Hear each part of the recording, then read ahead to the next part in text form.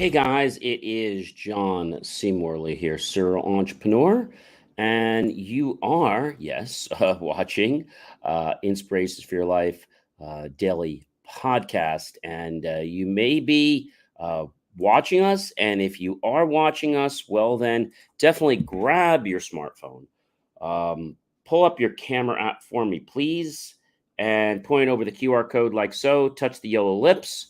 You get my link tree. If you're listening to us, though, then go to believemeachieve.com. Really easy, really simple to do. So, you know how we start. We start on a Saturday with our master topic, and then we roll all the way through the week, and we finish up on today, Friday, with our episode number 7. So, first of all, I just want to say thank you to everyone. Whether you're watching us at 12 midnight, 12 noon, 6 a.m., 6 p.m., 10 a.m., 10 p.m., 3 a.m., 3 p.m., 4 a.m., 4 p.m., or whenever you watch us. Thank you so much for making Inspirations for Your Life a daily part of your day and starting with a great dose of motivation. So let's get into the master topic, shall we, everyone? Here we go. Our master topic for today, ladies and gentlemen, is something I think you guys will appreciate. But, all week thinking about our master topic, right? I think I think the biggest challenge is, understanding. And so this is what we got tonight. Tonight, our master topic, ladies and gentlemen, to wrap us up is how to handle conversations, series 2, which means we're in the second year, and show 24, episode 7. Let's get right into this. So we've learned that conversations can make other people feel uncomfortable. They can make us feel uncomfortable, and they can prevent us from going forward in our life. So, how do you pick conversations to have with strangers? So, basically, what conversations should you have with strangers? And that's really the question. So, you could talk about the weather, obviously, always be positive. Um, you can talk about something mutual. Maybe you're at a bus stop, a restaurant, something that has a non-threatening connotation to it. Maybe share an interesting fact, nothing political. Maybe there was a street purveyor that went by with some interesting food, or there was something funny that happened in the crowd. Things like that are okay because, again, they are non-threatening. That's the most important thing. People want to engage with you, but they're afraid because they feel threatened. And if they're threatened, they might risk being judged. So, how do we understand body language? That's the first thing.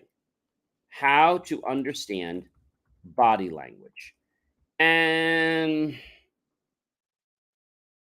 it's not hard, but the more you practice it, the better you become, right? We have facial body language, such as raised brows indicating surprise, a scowl indicating anger, or frown indicating sadness. Nonverbal cues like smiling, winking, nodding, hand gestures, thumbs up, a wave, a point, a posture, hunching down, tilting head, sitting up straight, eye contact, right? But your body actually pays attention to these non-verbal signs. And even though you may not be aware of them, your body naturally will pay attention to them. Sometimes we're so much into thought, or maybe we're a little bit intimidated by the person, that we lose track of these. Other things to notice is firm handshakes. When someone shakes your hand and the grip is appropriately firm, it means they're attempting to convey a sense of poise, and they're confident, and they're really glad to meet you. A weak handshake can signal they're nervous, and overly strong handshake can signal they're wanting to be aggressive with you. Genuine smiles are different from smiles that are faked. Pay attention when someone stands close to you. If a person sits or stands in close proximity to you, the personal distance is a good indicator that they're comfortable around you. We used to say a while back that if you're sitting somewhere and the toe is pointing towards you, then they're comfortable. Notice if there's too much eye contact. Eye contact is good, but we don't want to be drowned in it, right? Pay attention if somebody crosses their arms or legs. Even if someone is positive with their verbal message, crossing their arms or their legs means that they're probably disinterested and they're trying to appear positive. Is somebody nodding too much? Mm-hmm. Yeah. Mm-hmm. Yeah, I get you. Uh-huh. Either the person you're speaking to wants you to stop talking or give them a turn to speak. You might get this if you're a sales consultant, you out there, and the person's like, uh-huh, mm-hmm, uh-huh, mm-hmm, yeah, uh-huh, uh-huh. And they keep doing that as the person you're talking to. That's a good indication that you are really boring them out of their mind. I mean, that's what it means. So, body language, is it natural? Yeah, it's natural. However, it doesn't become part of us overnight. Okay. It's not part of us overnight. Um, there are lots of different body language. I mean, we can't go into every single one, obviously, but the question is a body language preventing you from communicating? Is it? There's all kinds of things. I can just pick one, for example, like one is called the ankle lock. Okay. And the ankle lock is when the feet are crossed and pulled back behind, usually when sitting, and it locks the person in place, securing them in place to the seat. It can also be a sweet wrestling move, which some people use, but the ankle lock is not really the best. Since the feet go underneath the chair, the ankle lock is a natural retreat, and it's a hiding behavior because it might be a sign of anxiety, especially if the ankles are held tight together. So you can be on the lookout for that. How about arm touching? So arm touching comes in many forms. They're touching their upper arm, their forearm. What does it mean? They're insecure. They have a doubt. There's anxiety. There's stress. They might be uncertain being around you, right? Maybe they do something else, like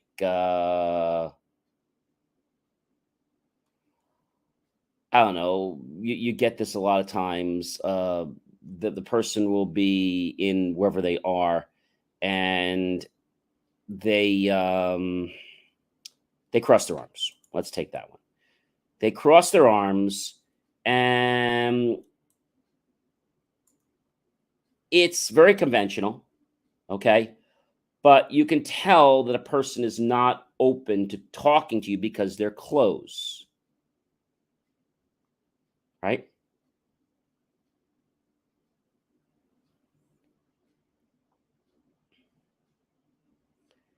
And so people cross their arms when they're in a difficult task.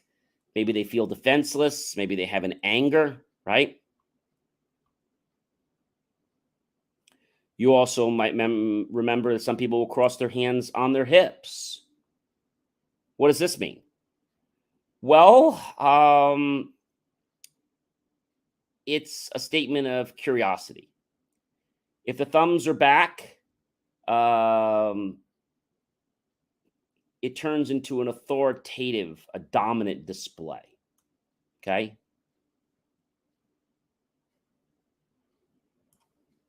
So there are lots of different things people do, right? Lots of things. Clothing can tell us a lot about the person, about their attitude, about their demeanor, right? How about the dangling shoe? I've had people like this. You go into a meeting and they take off their shoe and they dangle it. Okay. What does it mean? So this most of the time happens on dates. It indicates that there's interest or there's attraction. Putting one foot forward shortens the distance. And it's a non-verbal way of saying, hey, I want to be a little closer to you. So it's a kind of a flirty move, right? What if somebody is ear leaning? You've probably seen this before, where they ear lean or they put their hand over their ear. What does it mean? They're listening intently. They don't want to miss any point. Okay. So it's good if you see that. Okay, that's a very good thing. There's lots. Maybe one of my favorites has to be the feet pointing cue. Okay. If the feet are pointing toward me or they pointing away from me when I'm talking to someone.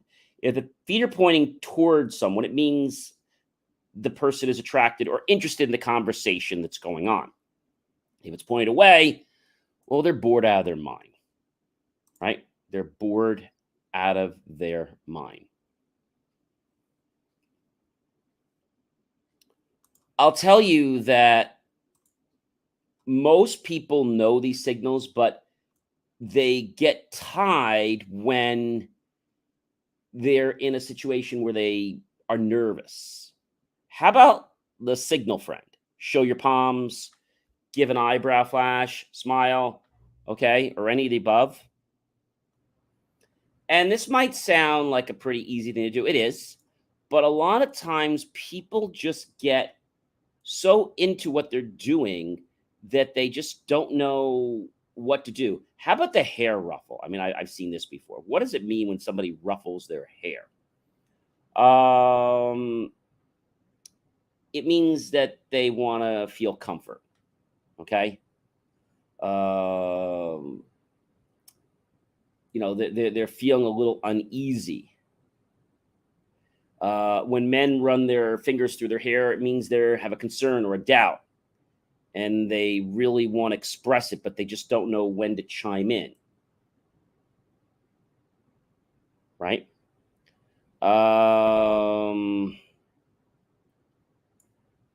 There are a lot of different poses that people give. Okay. The other one, more popular with gentlemen, is they're sitting on let's say a chair, or they're sitting on a bus or on a subway, and they kind of spread their legs a little bit. And what this is really indicating is, this is my territory, dominant, and they're feeling very relaxed and very confident, and they want everyone else to know that. Okay. So there's also the one I love is the neck rubbing one, right? So neck rubbing, people rub their neck when they feel insecure, they feel stressed. It's a great go-to method. How about when somebody does nose twitching, right? They twitch their nose. What does that mean? Well, it's the same as a nose wrinkle, but shorter, and it lasts about 1/25th of a second. Okay, nose twitching is normally found throughout a lot of the Caribbean cities in the United States, like Miami and New York. It's a way to say what's going on, what happened, or what do you need, right? So there are lots of different signs. Another one that I like has to be the more of the, I'm going to call it the peacock or the pride pose, chest sticking out, shoulders roll back. It signals ultra high confidence. Okay. And generally, other people will want to be around someone like that. All right. You also might take note if someone has pupil dilation. If someone has pupil dilation, it means there's an attraction or an interest. If there's a pupil constriction, then people are less interested, or maybe they're becoming bored, right? How about if somebody rubs their eyes? I always love this one. If someone rubs their eyes,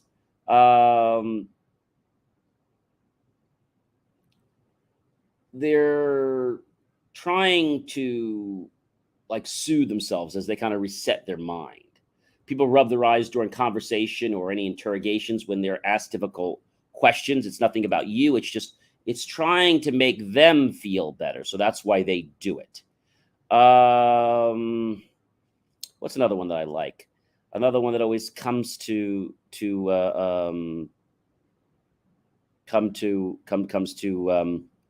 how about touching ears? Touching the ears is interesting. When people touch or rub or scratch the ears, it's a self-soothing gesture that may happen when a person feels nervous or maybe they feel anxious. So you can be, attentive to these things. Okay.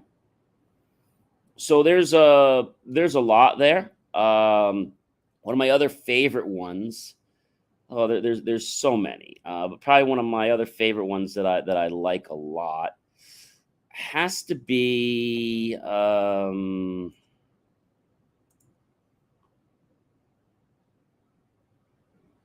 let's see, what's one of my favorite ones? I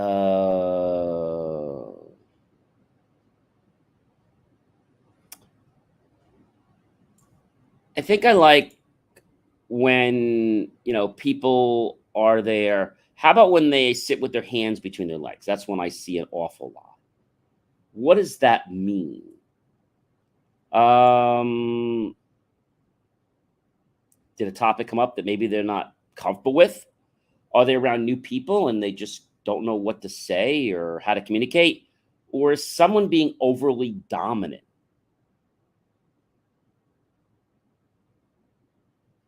We all know what shaking legs means. It means someone's nervous, right?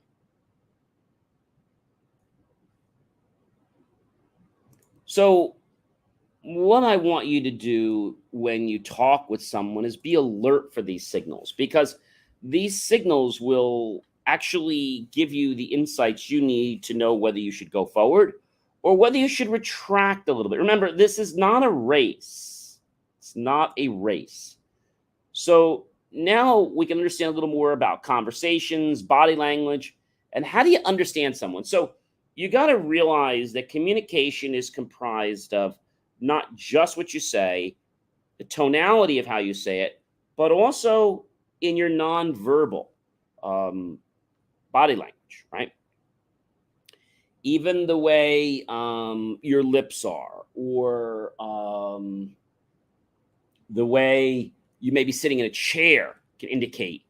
And so I don't want you to get crazy, but I do want you to be alert, because if you're talking to someone and someone suddenly goes into one of these poses, I want you to be aware of it, because if you can become aware of it, now you'll know if you're starting to make that person feel uncomfortable.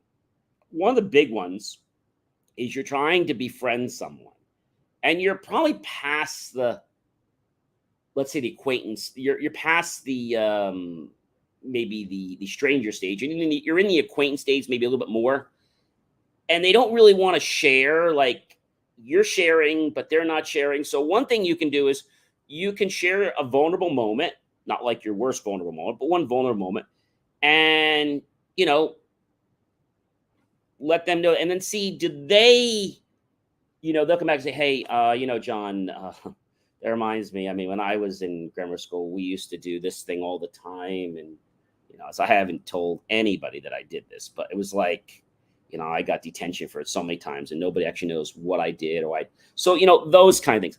And I think people enjoy it when they see that, you're like me. That's what people like. They look for a commonality because they can feel accepted, right? In a busy world, people are always saying, oh, I don't want to do that. I don't want to do that.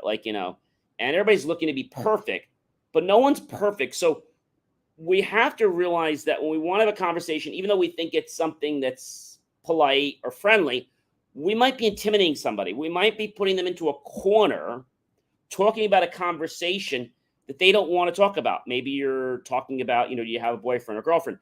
And suddenly they're into the corner because you didn't know, but they just broke up with their ex like last week. So it's important to, if you go down these paths and you see something like a sign, Just back. Oh, I'm sorry. I didn't mean to go there. I shouldn't have asked that question. And I'm like, no, it's okay. It's just I broke up with my ex last week, and they'll be really cool about it. I find that when you're humble and you make a mistake, people generally will help you so that you don't feel vulnerable. Because the fact that you already went there, right, is a risk. So with this one friend of mine, we're not friends anymore. It was a while back, and he had this dominant role, and he always wanted to win everything, which is, guys are always competitive, but he was even more so competitive. And anytime we wanted to talk about something beside competitiveness of the game, he shut down. Oh, how's work going? It's work. Well, do you like it? It's okay. And those kind of answers should tell you, all right, we don't have to talk about it. No problem. Do you want to catch a bite? I don't care. Well, do you want to? We could. So that's the whole thing, is that if you're trying to make them fall into your plan or your puzzle, just give up, because that's not right. And sooner or later, one or both of you is going to get hurt.